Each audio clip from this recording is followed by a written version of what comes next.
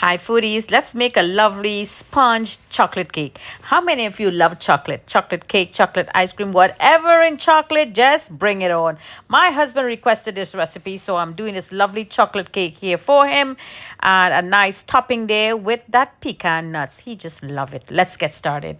So here in my bowl, I have 1 egg. I'm going to add 3/4 cups of sugar and give that a good beating. In my bowl, I have flour, add a pinch of salt. In goes that cocoa powder, sweetened cocoa powder, some baking powder, and we're going to give that a good mix and set it on the side. So here is my hot water, and I'm going to be using some coffee. Here's some instant coffee from Nescafe. Just going to add some. It's just going to dissolve quickly. Just give it a little stir so everything is all in there. And this is very warm. So now let's check that egg. We're going to add that in there with the sugar and the egg all beaten up. At this point, you could also add your oil. I add in some Angostura bitters from the House of Angostura using the cocoa bitters. Give that a good mix now for 2 minutes. That's all combining up really nicely there on medium. And now I'm going to add that warm coffee mixture that we did there. Now this is completely optional. You could add milk or just plain hot water. In goes the oil, and now let this just get a good mix. We do not want to overbeat this because the butter could become very stiff. So there you go. As soon as everything is combined, let's take a look now. This looks good. So in my parchment paper, I spray my container, and we're going to put everything and give it a good tap. Pat, pat, pat. Let all those bubbles come up to the top.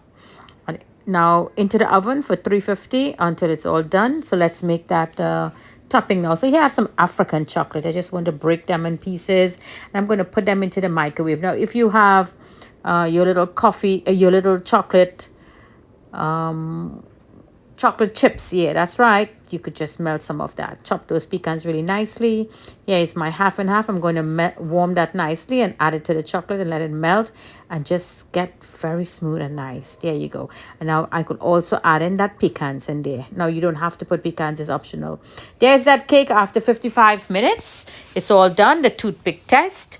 Take it out. It all cool now for the past 15 minutes. I don't like the top. If you like it, you could leave it. I'm just going to cut the whole thing off. I do not like the way it just kind of open up at the top. I can't prevent that, but let's see what's going on.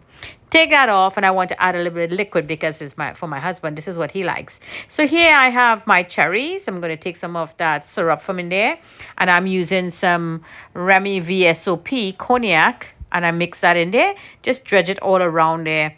Now I'm going to put that lovely frosting at the top that we made with African chocolate, the creamer, and those chopped pecans. Give it a good little mix and just put it all around.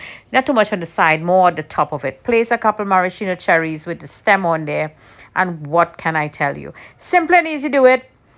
Soft, tender, moist, juicy, not very sweet sponge chocolate cake here. Anytime you want to go anywhere and you want to take something with you, you could always make this a nice little dessert for the family. Lovely chocolate cake. I love chocolate. I'm going to have some of this. And here I have some chocolate covered coffee beans that I brought from Mexico. You could just garnish it with it, drop a few on the top. You see, when you bite it, there's no pungent taste. It's very sweet and nice, chocolatey. Jenny's Walk, always bringing great flavors to the table.